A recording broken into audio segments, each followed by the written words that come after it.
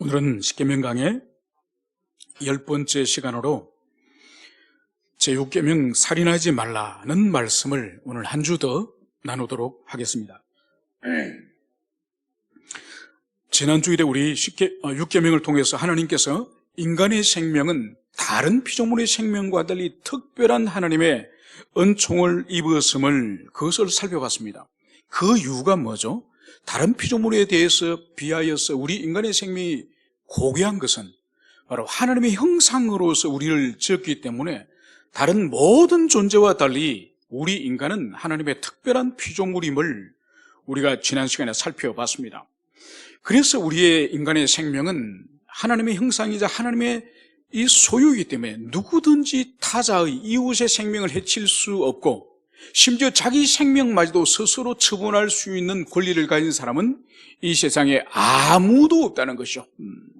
그래서 우리가 이 땅을 살아가는 우리의 이 삶, 이 생명은 하나님의 은총이자 하나님의 선물이고 하나님의 무한한 자비로 우리가 살아간다는 그것을 우리는 알고 있습니다. 그래서 6계명이 말하는 살인은 하나님의 형상의 파괴요, 생명의 주인이신 하나님의 주권을 거역하는 그런 끔찍한 범죄라는 것입니다. 따라서 6계명이 금지하는 것은 하나님의 법과 하나님의 질서를 거스르는 모든 인간의 이 생명을 죽이는 이 불법한 이 행위가 바로 6계명이 금지하는 살인이다. 이것을 살펴봤습니다. 그럼에도 불구하고 또 소돔 고모라 성을 멸망하거나 또 여리고 성이 멸망하는 것처럼 하나님의 특별한 심판의 행위로서 인간의 생명을 거두시는 일들이 있습니다.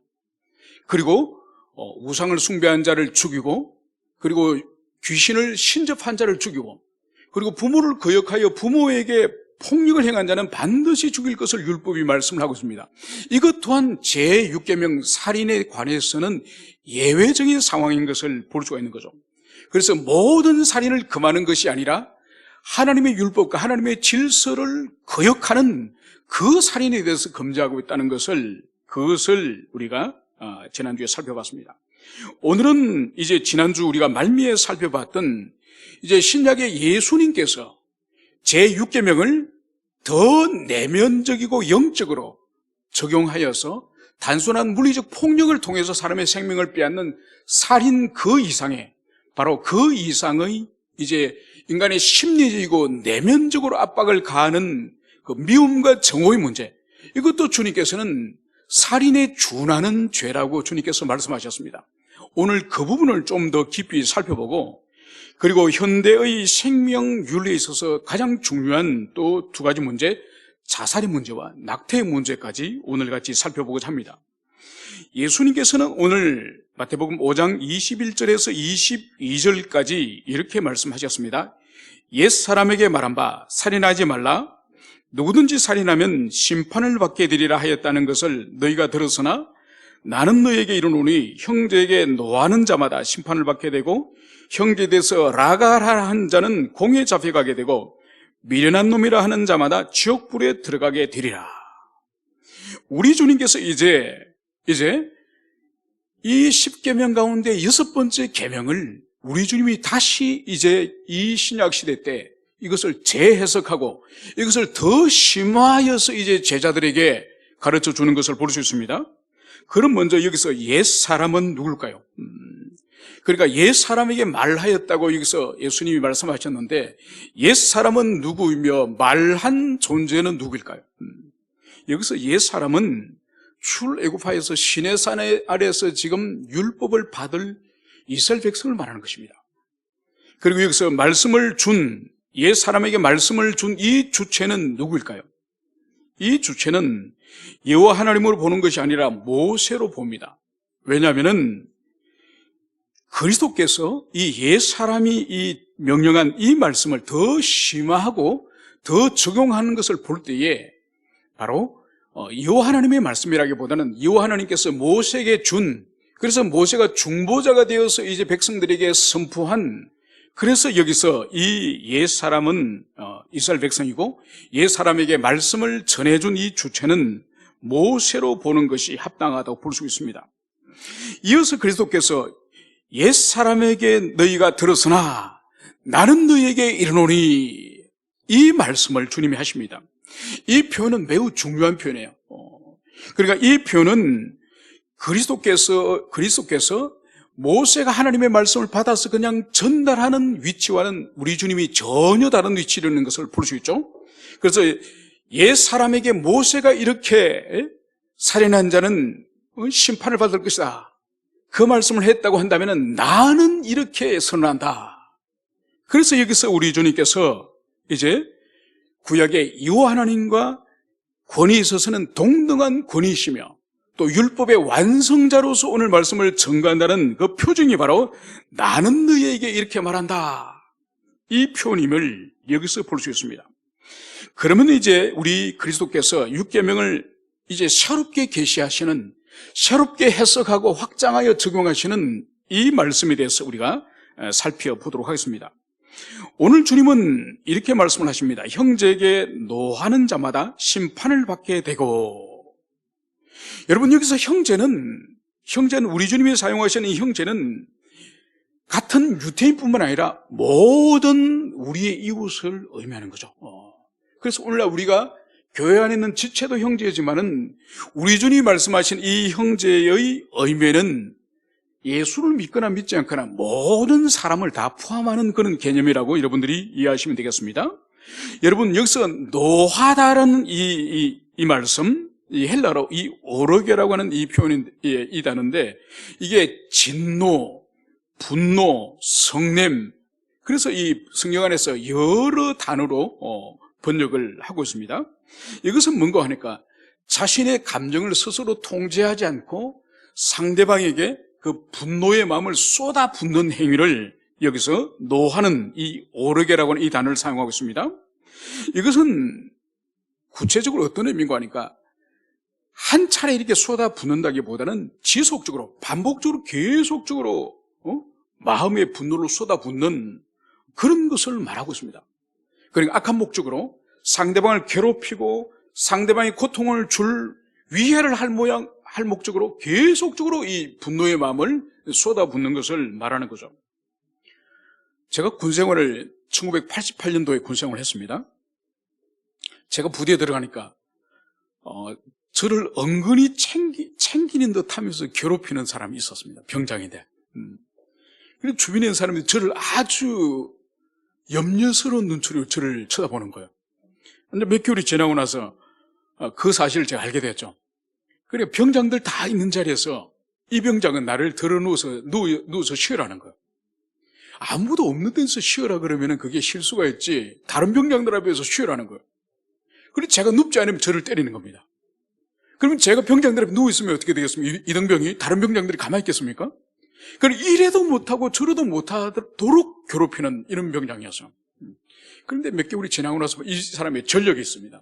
무슨 전력이 있는 거냐, 딱 아래 사병을 한 명을 딱 찍으면은 계속 그 사람만 때리는 거예요. 괴롭히는 거예요. 실제로 그 사람이 괴롭혀가지고 정신분열로 한 명이 의가서 제대를 했어. 그 사람이 제대하고 나서 제가 들어간 거예요. 제가 지킨 거예요.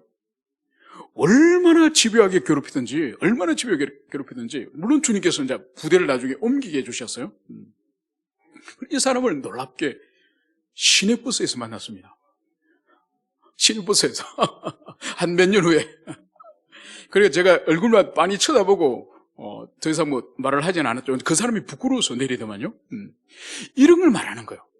집요하게 자신 속에 있는 이 악한 감정을 계속 쏟아붓는 이걸 말하는 거예요.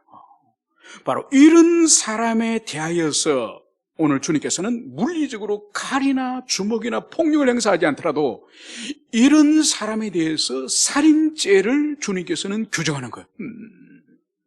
여러분, 이것은 앞으로 이제 주님께서 계속적으로 말씀하시겠지만은 이것은 물리적 살인이 아닌 인격적 살인이에요. 인격을 죽이는 거예요. 이어서 주님께서는 형제에 대하여 라가라 하는 자는 공의에 잡혀가게 되고, 여러분, 라가라 하는 이 단어의 이 의미가 뭘까요? 이 라가라 하는 이 단어의 의미는 머리가 텅 빈 바보, 멍청이 이런 의미예요. 또 아니면 도덕적 수준이 아주 떨어지는 그런 사악한 자들.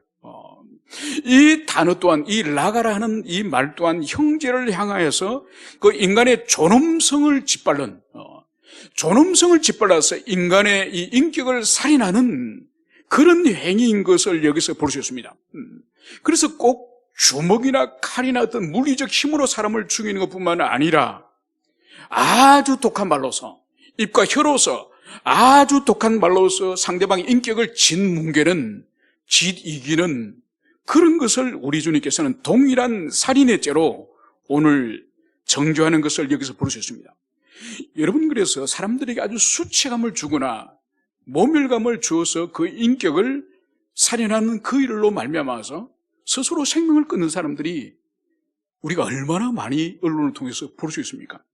과거에는 그런 일들이 적었죠. 요즘은 SNS가 워낙 발달해가지고 그런 부정적인 있지도 않은 루머의 그 댓글을 달아가지고 연예인들이 자살하거나 유명인들이 자살하거나 또 가까운 관계에 있는 사람들이 그 생명을 끊는 일들이 얼마나 많습니까?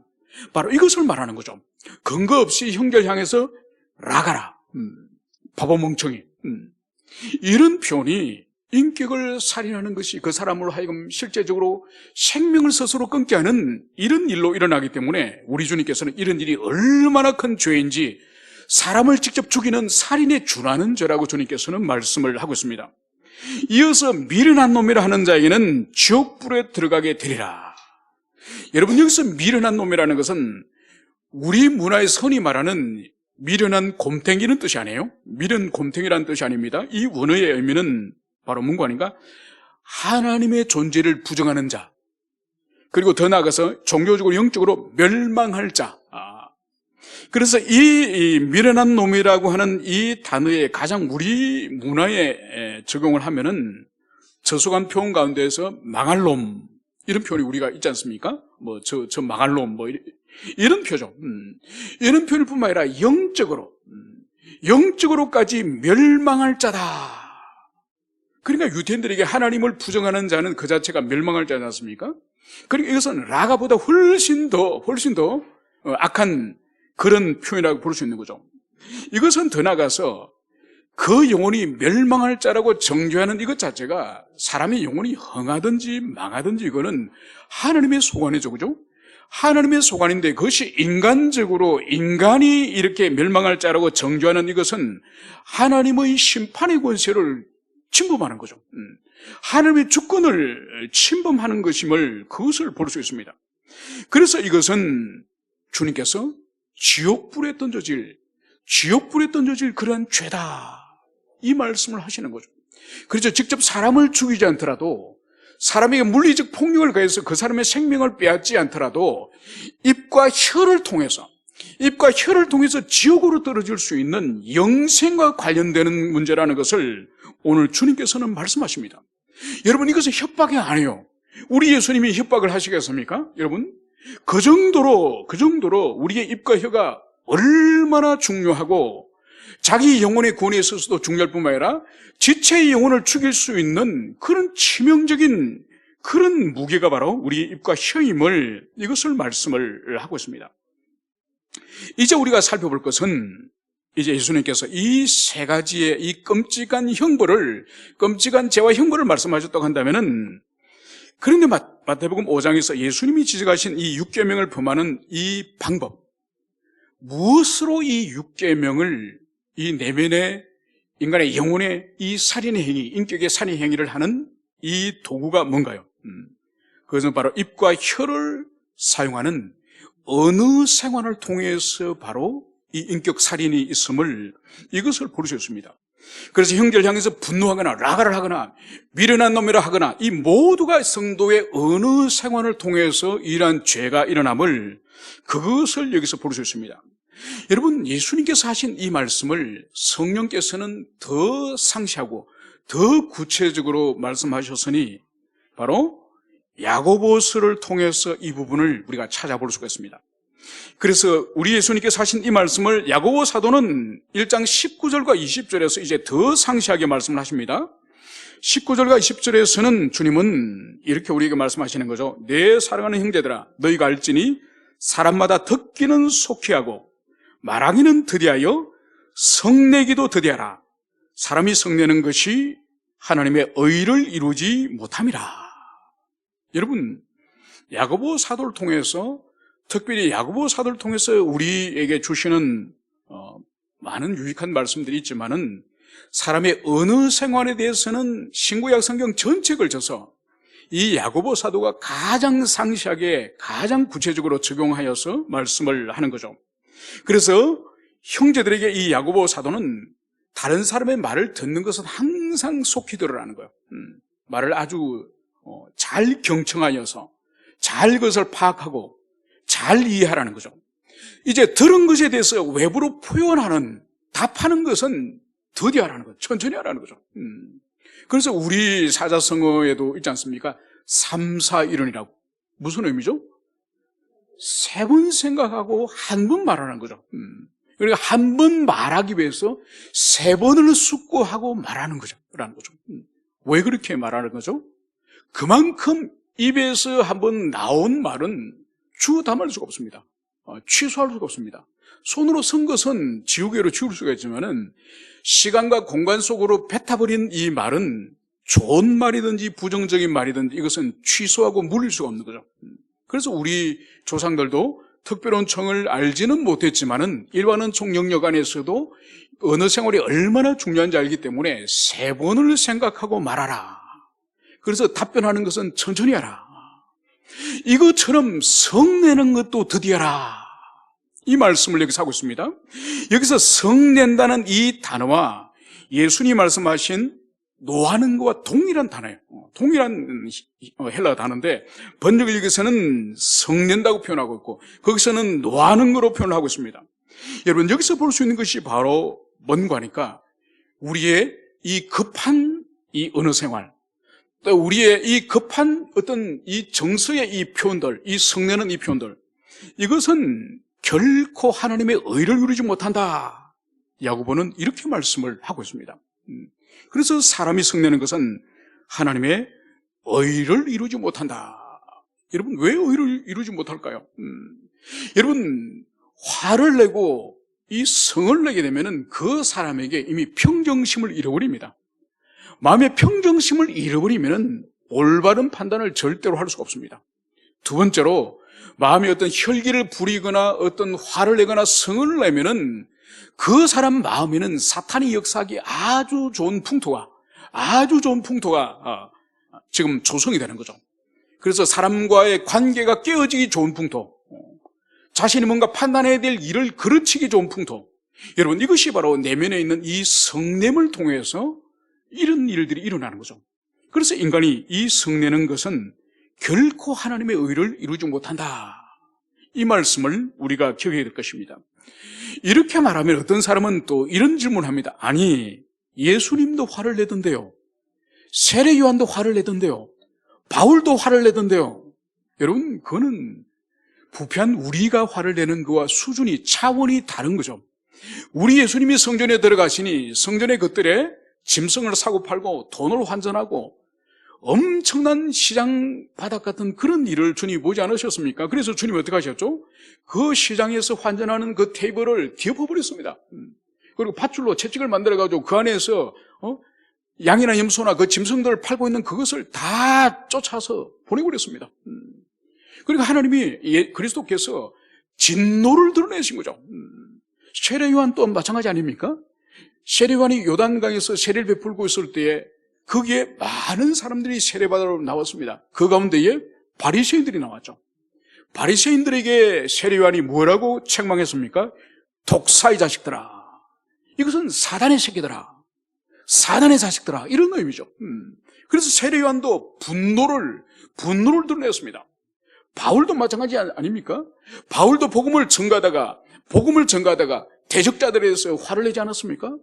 여러분, 이 모든 것은 성령의 주관 안에서 일어나는 거룩한 분노예요. 거룩한 분노. 그러나 부패하고 죄성을 가지고 있는 우리가 내는 인간적인 혈기는, 이것은 거룩한 분노가 아니에요. 그래서 우리가 분노를 낼 때 오늘 야고보 사도는 더디, 천천히, 충분히 우리 내면 속에서 그 감정을 삭히고 삭혀라는 것을, 이것을 말씀하고 있습니다. 그래서 오늘 잠언 16장 32절에서도 인간의 이 감정의 이 분노를 이렇게 말씀을 하고 있습니다. 노하기를 더디하는 자는 용사보다 낫고 자기 마음을 다스리는 자는 성을 빼앗는 자보다 나으니라. 여러분, 이 혈기를 부리는 이것을 더디하는 자는 용사보다 더 낫다는 거예요. 자기 마음을 다스리는 자는 큰 성을 빼앗는 그 사람보다가 더 낫다는 거예요. 여러분, 이것은 노하기를 더디하는 일이 얼마나 힘들고 자기 마음을 다스리는 일이 얼마나 힘든지 그것을 보여주는 거죠. 그러니까 성을 빼앗는 자보다 낫고 용사보다 낫다고 말할 정도로 자기 마음에 대한 이 통제, 자기의 감정에 대한 이 통제가 얼마나 어려운 일이고 이것이 얼마나 중요한지 그것을 말씀을 하시는 거죠. 여러분, 형제에게 라가, 미련한 놈이라고 하는 이 인격 살인은 우리 사람의 혀로서 이 일을 하는 거죠. 우리의 혀와 입으로서 형제에게 라가라고 인격 살인하고, 미련한 놈이라고 말함으로 말하면 형제의 인격을 뒤집어 놓는, 형제를 살인하는 이런 죄는 바로 우리의 입과 혀를 통해서 일어남을 볼 수 있습니다. 입과 혀에 대해서 계속적으로 야고보 사도는 3장 6절에서 이렇게 말씀을 하고 있습니다. 혀는 불이요, 불의의 세계라. 온몸을 더럽히고 삶의 수레바퀴를 불살은하니.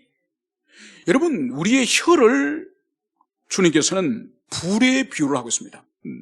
여러분, 불의 의미가 뭔가요? 불은 무언가 옮겨 붙어서 태워버리는, 소멸시켜버리는 아주 맹렬한 성질을 가지고 있습니다. 여러분, 그래서 여기서 이 혀가 이 불의의 세계고 온몸을 더럽힌다고 말씀을 하고 있습니다. 여러분, 이 혀의 말 한마디로 말미암아서 우리 자신이 얼마나 더럽혀지는지 그것을 우리는 알고 있습니다.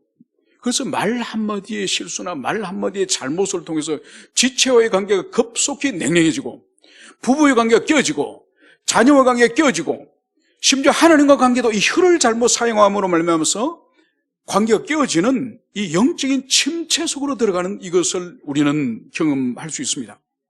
그리고 더 나아가서 이 불은 삶의 수레바퀴를 불살은하니. 여러분, 이것이 무슨 의미인가 하니까 2000년 전에 이 야고보 사도가 이 서신을 기록할 때마다라도 이 수레바퀴는 나무로 되었습니다.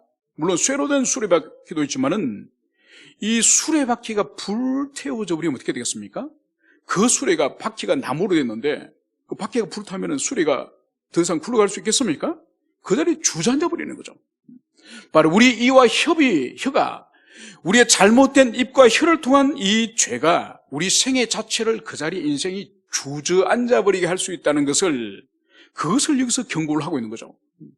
여러분, 정치인들이나 인사들이 청문회를 하지 않습니까? 그 청문회 가운데 낙마하는 많은 것들 중에 한 가지가 바로 과거의 어떤 발언이에요. 과거의 어떤 말을 하였거나 아니면 어떤 글을 썼거나 그 사람의 이 언어 행실을 통해서 검증을 받는 일들이 볼 수 있습니다. 그래서 자신의 인생의 길이 더 이상 진전을 하지 못하고 그 자리에 주저앉아 버릴 수 있는 거죠. 그것을 오늘 여기서 이 삶의 수레바퀴가 불살은하니, 이 말씀을 하고 있는 것을 볼 수 있습니다. 이제 야고보서 3장 7절과 8절에서는 혀를 또 이렇게 비유를 하고 있습니다. 짐승과 새와 벌레와 바다의 생물도 길들일 수 있으나 인간의 혀는 악이요 사람을 죽이는 독이 가득하여 도무지 길들일 수 없다고 말씀을 하고 있습니다. 여러분, 사람이 심지어 사자도 길들이고 호랑이도 길들이고 바다에 있는 큰 범고래도 사람이 길들입니다. 그래서 그 대형 수족관에서 점프를 해가지고 별별 묘기를 다 부립니다.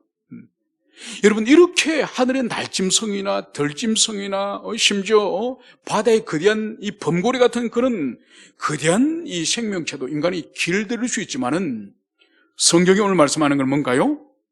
이 한 치밖에 되지 않는 이 혀, 우리 인간의 혀는 절대로 길들이지 않는다는 것. 여러분, 이것을 우리가 가슴에 새게 됩니다. 그러니까 다른 모든 짐승은 인간이 길들일 수 있지만 우리 혀는 우리 스스로 통제가 되지 않는 이 통제 불능의 이 우한 덩어리가 우리 인간의 혀라는 거죠. 여러분, 이것이 성경이 말하는 바예요.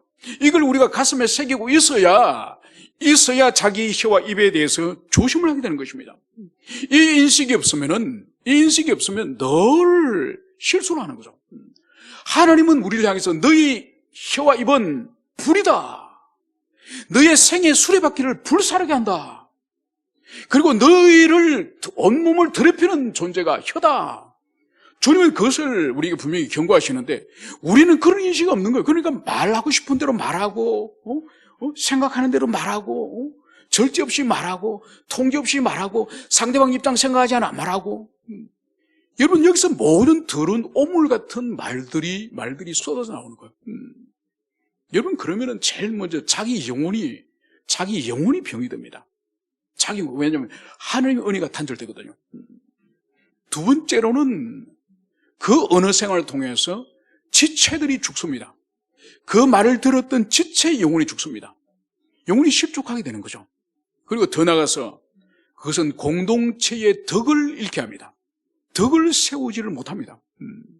그래서 우리 혀와 입이 하나님이 주신 목적이 뭐죠? 바로 주님께 기도하고 찬송하고 또 지체의 그 넘어져 있는 지체를 격려하고 세우고 이렇게 세우는, 그리고 영혼을 양육하여서 영혼을 주님 앞에 회복케 하는 이 모든 도구가 입과 혀를 통해서 주님이 사용하셔요.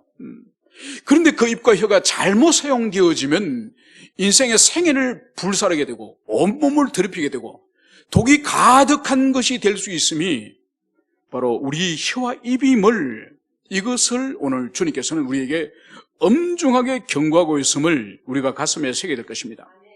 이제 더 나아가서 우리 이제 현대사회 생명윤리에 관해서 두 가지만 더 살펴보도록 하겠습니다.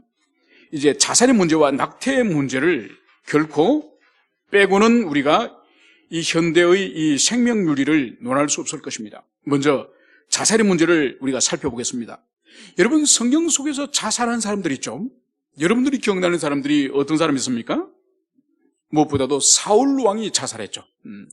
블레셋 군대에서 쫓기면서 몸에 상처를 이미 입었고, 그러면서 전쟁에서 이길 성산이 전혀 없으니 자신이 블레셋 군대에게 잡혀서 그렇게 비참하게 죽을 것을 생각하니 스스로 자살하는 편이 낫겠다. 그래서 칼을 거꾸로 세워놨고 그 칼에 자신이 엎드려져가지고 자살을 선택하지 않았습니까? 또 한 사람을 들라고 한다면은 다윗의 책사였지만은 이후에 다윗의 아들이었던 이 압살롬, 이 반역자 압살롬의 편에 서서 압살롬의 책사가 되었던 이 아히도빌이라고 하는 사람이 있습니다. 이 아히도빌이 이제 다윗을 죽이고 그 왕국을 차지하기 위해서 그 아이디어를 내놓은 거죠. 아이디어를 내놨는데 그 아이디어에 대항하여서 이 다윗의 친구 후세라고 하는 사람이 또 다른 아이디어를 냅니다. 그러니까 이 압살롬은 지금 다윗이 이제 요단강을 건너서 막 지금 도망을 갔는데 급히 쫓아가서 그 다윗을 죽입시다. 이 아이디어를 냈는데 이 다윗의 친구 후세는 왕이시여 그러지 맙시다. 이제 왕이 되었으니, 당신도 왕이 되었으니 모든 나라에 있는 군사를 다 모아서 아주 위풍당당하게 다윗을 쳐들어가서, 이제 시간이 급한 것이 아닙니다. 위풍당당하게 군대를 몰아가서 다윗을 없앱시다. 그러니까 이 압살롬의 마음에 급히 지금 쫓아가서 없애자고 하는 이 아히도벨의 이 의견보다는 그래도 폼을 잡아서 많은 군대를 이끌고 와서 다윗을 죽이자고 하는 이 아이디어를 이 압살롬이 선택을 합니다. 바로 이 선택에는 하나님의 개입하심이 있죠. 다윗을 살리기 위한, 바로 그날 밤에 당장 뒤따라가서 다윗을 잡았으면 충분히 죽일 수가 있죠. 그런데 이 압살롬의 마음에 자신이 이제 왕이 되었다고 하는 그 지위와 함께 허영심을 불어넣어서 많은 군대를 끌고 가서 폼을 잡으면서 다윗을 죽이려고 했던 이 마음으로 기울여주면서 이 아히도벨의 이 아이디어를 부리게 됩니다. 그러면서 이 아히도벨은 아주 머리가 뛰어난 사람이죠. 그래서 이 쿠데타는 우리가 졌다. 우리가 다윗을 죽일 수가 없다. 그러면서 이 아히도벨은 전쟁을 끝까지 참전하지 않고 자기 고향으로 돌아와서 목을 매달고 죽습니다. 그리고 마지막 한 사람을 자살자를 생각한다면은 예수님의 제자였지만은 은삼십에 우리 주님을 팔고 이제 죄책감 가운데서 목을 매달아 죽었던 가룟 유다를 우리가 들 수가 있습니다. 여러분, 여기서 우리가 볼 때에 어떤 사람은 스승을 판 그 극심한 죄책감으로 자살하고, 또 어떤 사람은 이방인들에게 할례받지 못한 자들에게 붙잡혀서 자신이 유린당하면서 죽을 것이 두려워서 자살을 선택하고, 어떤 사람은 자기 뜻이 펼쳐지지 못하고 자기 뜻이 좌절되는 그 가운데서 생명을 끊는 사람들이 있습니다. 어떤 형태든지 간에 이 사람들은 자기 생명에 대해서 스스로 처분하였음을 볼 수 있습니다. 여러분, 이러한 자기 생명을 스스로 처분하는 이 일은 오늘날에도 계속되고 있습니다. 온 세상에 계속되고 있습니다. 그리고 우리나라에도 이 일이 계속되고 있습니다.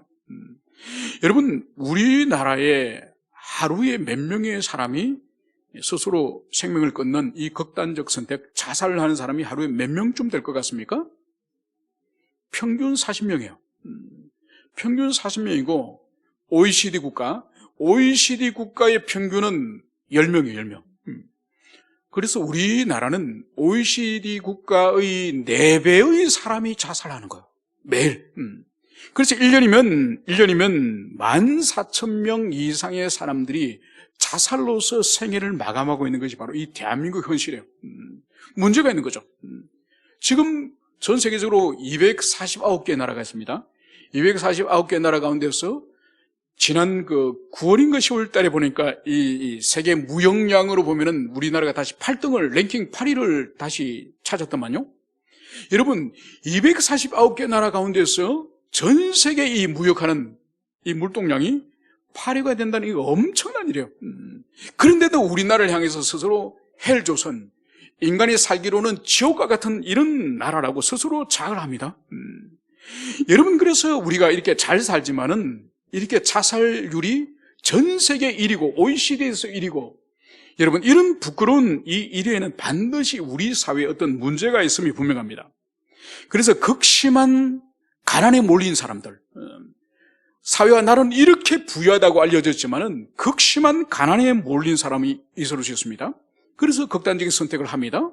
또 아니면 장래를 살펴봤을 때 아무런 소망이 없는, 자기에게 아무런 장래에 대한 희망이 없는 그런 사람들은 또 극단적인 이 선택을 하게 되는 거죠.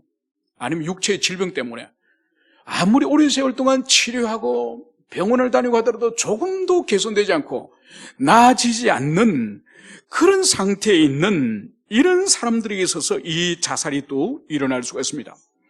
그리고 또 인간관계에 있어서 이 극심한, 이 극도의 이 소외감, 극도의 인간관계의 이 갈등, 특히 가족관계, 가까운 관계일수록 그 파괴력이 크지 않습니까? 이 친밀했던 이 관계가 깨어질 때에 이 극도의 소외감과 이 갈등으로 이 극단적 선택을 할 수가 있습니다. 또 어떤 사람들은 자신이 사회적으로 어떤 범죄를 했습니다. 범죄를 해서 지금까지 가지고 있던 좋은 평판과 좋은 명성들이 어느 날 이 죄로 말미암아서 이제 불명예를 이제 쓰게 되는 거예요. 그리고 그 죄로 말미암아서 자신이 사회적으로 형벌을 받아야 되는, 감옥살이해야 되는 이 불안과 이 고통을 이 사람이 견디지 못하는 거죠. 그래서 경찰의 처벌을 받고 국가의 처벌을 받기 전에 극단적 선택을 하는 이런 사람들의 자살도 있습니다. 모든 사람들의 이 원인들이 있을 것입니다. 그러나 우리가 분명히 기억해야 될 것은 우리 인간의 생명은 심지어 자기 생명이라 할지라도 이것은 스스로 처분할 수 없는 바로 주권자이신 하나님의 소유이고 우리는 그것을 은혜로 누리고 있을 뿐이라는 이것을 우리는 가슴에 새길 것입니다. 그래서 결코 타자의 생명도 해칠 수 없고 자기 생명도 해칠 수 없는 그것이 바로 우리 인간의 생명이라는 것을, 이것을 성경이 말씀하고 있음을 우리는 가슴에 새기게 될 것입니다. 여러분, 여기서 우리가 생각할 것은 자살을 선택한 사람에 대해서 우리가 섣불리 판단해서는 안 됩니다. 무엇보다도 우리보다 자살한 그 사람이 더 악하거나 더 부정적인 사람이라고 우리가 쉽게 판단해서는 안 됩니다. 그리고 그들의 구원의 문제를 함부로 또 말해서 안 됩니다. 아마 그 사람은 구원받지 못했을 거야. 구원받지 못했으니 자살했을 거야. 이렇게 쉽게 판단해서는 안 된다는 거죠. 실제로 극단적 선택하는 사람들이 자신이 죽을까 말 것인가를 오랫동안 숙고하고 생과 사를 저울질해보고 그렇게 선택하는 사람들은 많지가 않습니다.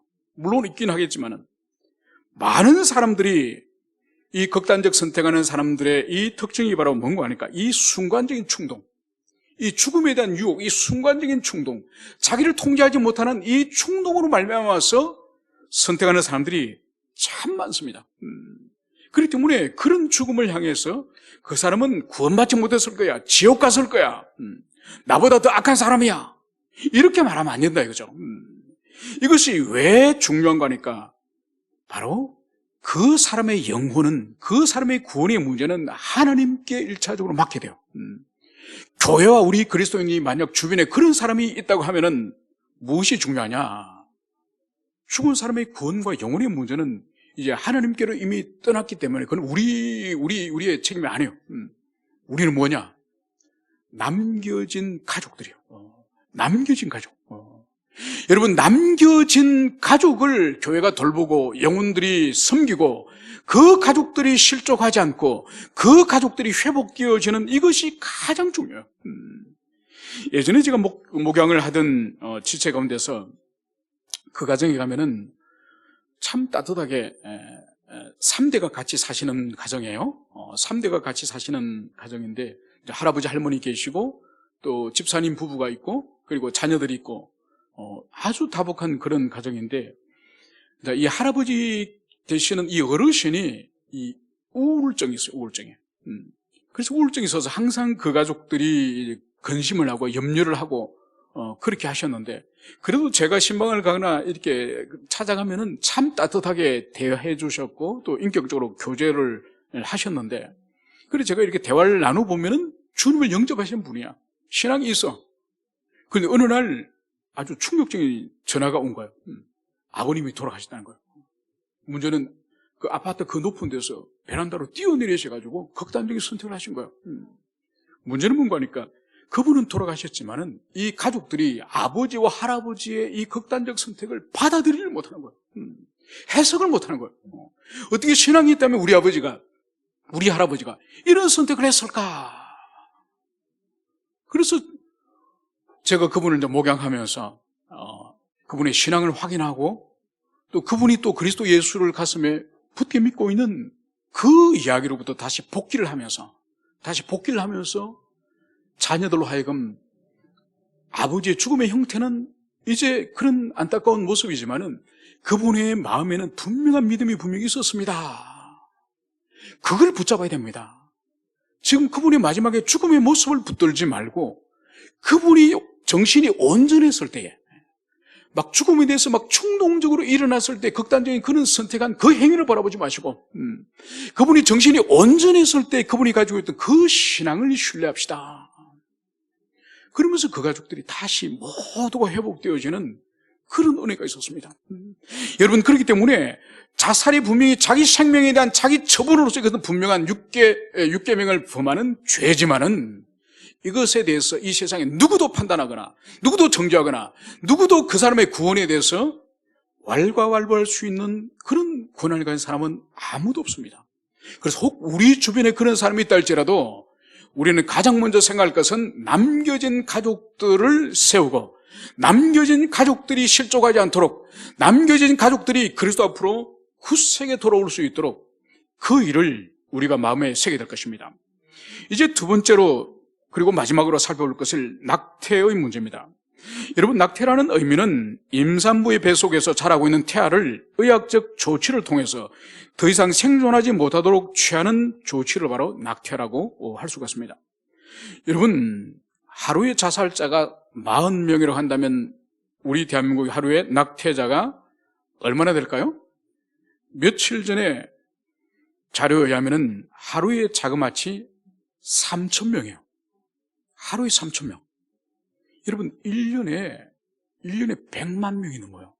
하나의 거대한 광역시가 핵폭탄에 터져가지고 광역시 전체가 다 죽는 거나 마찬가지죠. 여러분, 세월호 같은 배가 몇백 번을 뒤집어지어도 여러분, 우리 국민들은 100만 명이 넘는 이 어린 생명들이 빛을 보지 못하고 죽는 것에 대해서 눈 하나 깜짝하지 않습니다. 여러분, 이게 지금 우리 현실이에요. 공식적으로도 이 100만 명이면 여러분, 비공식적으로 도살되어지는 어린 생명들이 얼마나 많은지 몰라요. 여러분, 이거 우리 가슴을 치야 돼요. 여러분, 이것에 대해서 교회나 이 시대는 통회하지 않습니다. 여러분, 세월호 300명이 배가 뒤집어져서 세상이 뒤집어졌는데 1년에 100만 명씩 해마다 계속 이렇게 죽어나가는데도 누구도 그것을 외치지 않고 죄책감을 느끼지 않고 그 시대 앞에 그것을 고발하지 않는 것이 바로 이게 오늘 우리의 현실이에요. 여러분, 이 낙태에 대해서 사람들 가운데 오늘날 찬성하는 사람들이 아주 지금 대세를 지금 이루어가고 있습니다. 이 사람들의 논리가 뭘까요? 이 사람들의 논리는 이 뱃속에 있는 이 태아의 상태, 이 자궁 속에 있는 이 태아의 상태는 아직 독립적인 인격으로서, 독립적인 사람으로서 아직 판단할 수 없다는 거죠. 그 사람은 이 산모 속에 있는 심장이나 폐나 위나 이 대장이나 이 장기 중에 하나로 산모의 신체 일부분을 보기 때문에 산모의 선택에 의해서 그 태아의 생명을 처분할 수 있다고 보는 거죠. 여러분, 이것이 과거에는 소소히 좀 이제는 이거 대세가 돼서 여러분, 유럽이나 미국이나 낙태는 이제 아무것도 아닌 것처럼 사람들이 이렇게 생각하는 경향이 있습니다. 그러나 우리는 항상 어떤 중차된 문제 앞에 최후로 판단해야 될 것이 뭔가요? 어디에 판단의 기준을 우리가 삼아야 됩니까? 성경을 봐야 되죠.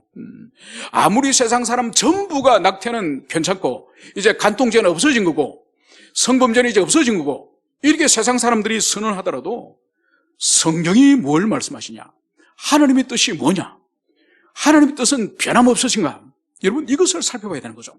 그러면은 성경 속에서 이 태아, 배 속에 있는 태아에 대해서 하나님께서 어떤 계시를 주셨는지를 우리가 살펴보겠습니다.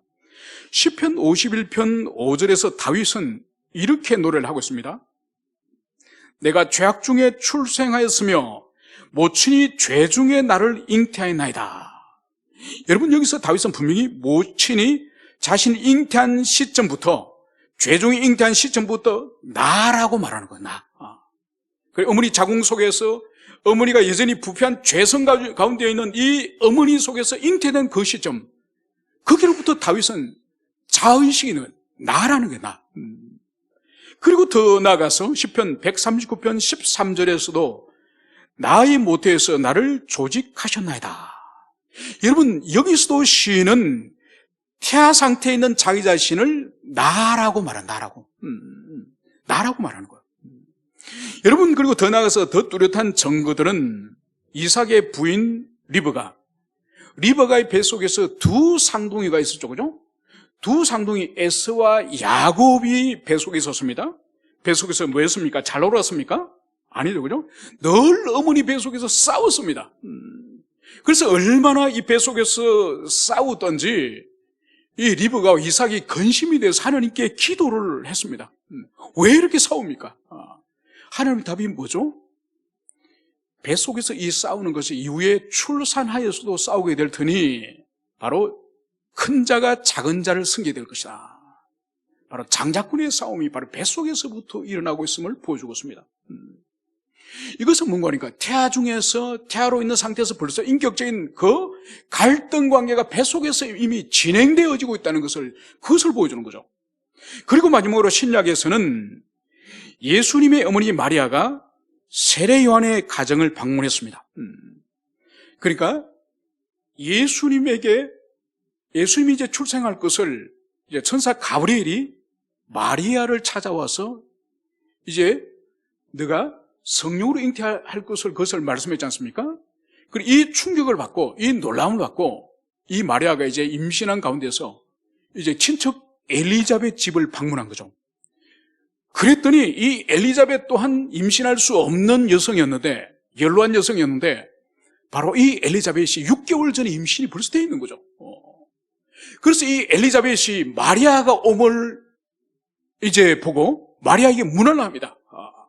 그리고 마리아에게 이제 잉태된 사실을 이 엘리자벳이 아는 거죠. 그래서 마리아를 향해서 이 엘리자벳이 주의 어머니, 그리스도의 어머니라고 이제 그렇게 맞이하는 거예요. 이 어머니, 엘리자벳 어머니의 이 마리아 마중하는 이 말을 이 뱃속에 있는 이 세례요한이 듣습니다. 세례요한이 듣고 자신이 앞으로 승격이 될 이 그리스도가 자신의 가정에 옴을 알고 이 뱃속에 있는 이 세례요한이 기뻐서 뛰어놀았다고 성경에 기록되어 있습니다. 이건 뭘 보여주는 거죠?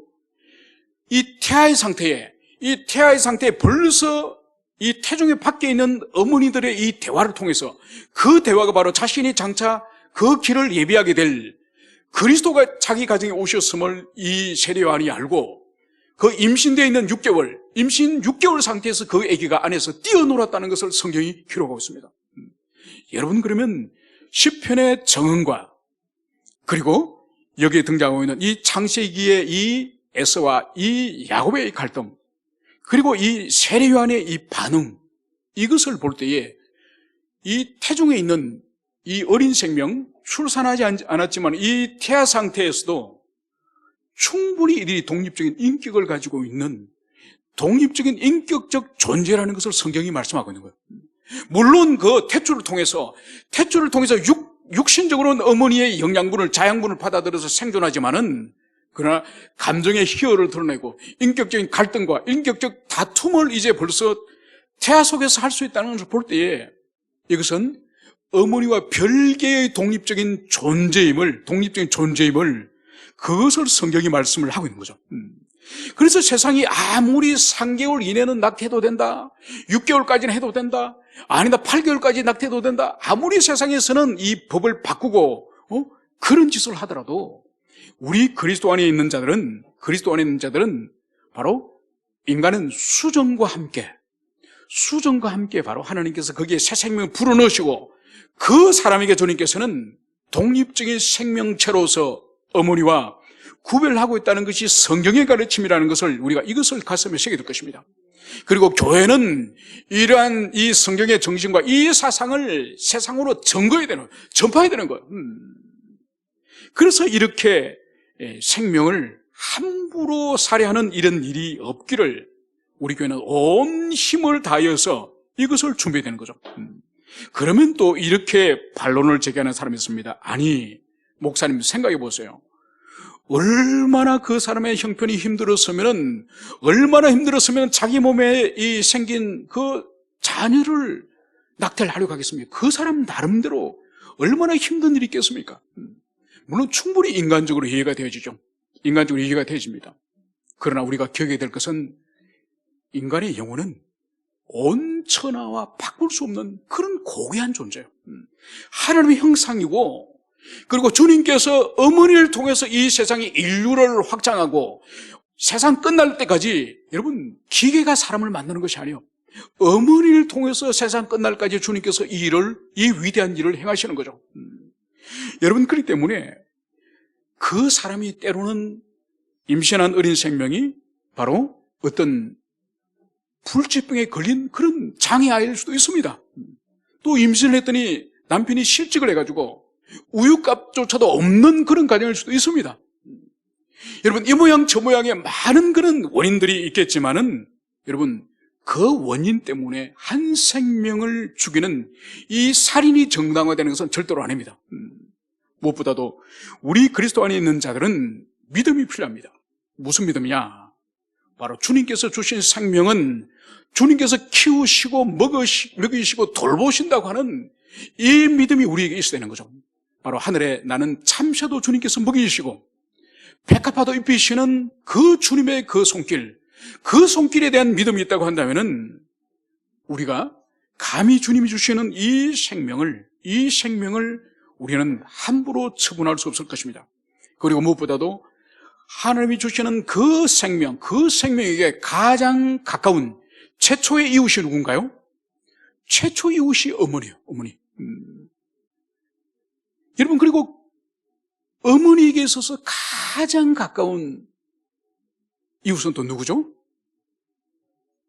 남편보다 더 가까운 사실 이웃은 자기 몸의 일부로 있다가 분리되어서 독립적인 그런 존재, 바로 자기 자녀죠. 자기 자녀. 여러분, 저는 두 자녀가 있지만은 항상 저희 집사람하고 저를 이제 이렇게 비교를 해봅니다.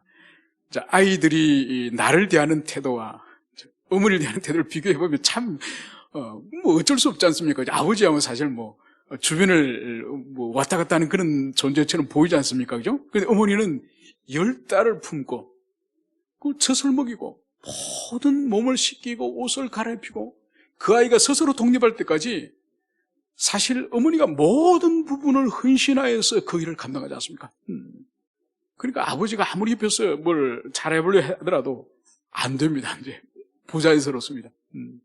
그 정도로 한 아이에게 있어서는 가장 가까운 이웃이자 최초의 이웃, 어머니입니다. 또 어머니에게 있어서는 자기의 일부분으로 존재하다가 분리되어서 나간 가장 가까운 이웃, 바로 자기 자녀죠. 그래서 그 자녀를 바로 생명을 부여하신 주님의 뜻에 따를 것인가, 생명을 중단할 것인가, 이 선택의 기로 가운데 있는 거죠. 여기 있는 저를 비롯하여 우리 모두가 사실은 생명을 중단할 것인가, 추산할 것인가, 이 선택의 기로 가운데서 여러분과 저가 출산을 선택한 결과물이 우리예요. 이것처럼 우리 인생에서도 마찬가지예요. 우리 인생에서도 이런 선택의 기로가 올 수 있고 이 세상 사람들에게도 이런 선택의 기로가 오는 거예요. 그렇기 때문에 이 선택의 기로 앞에서 우리는 주님이 기뻐하시는 일을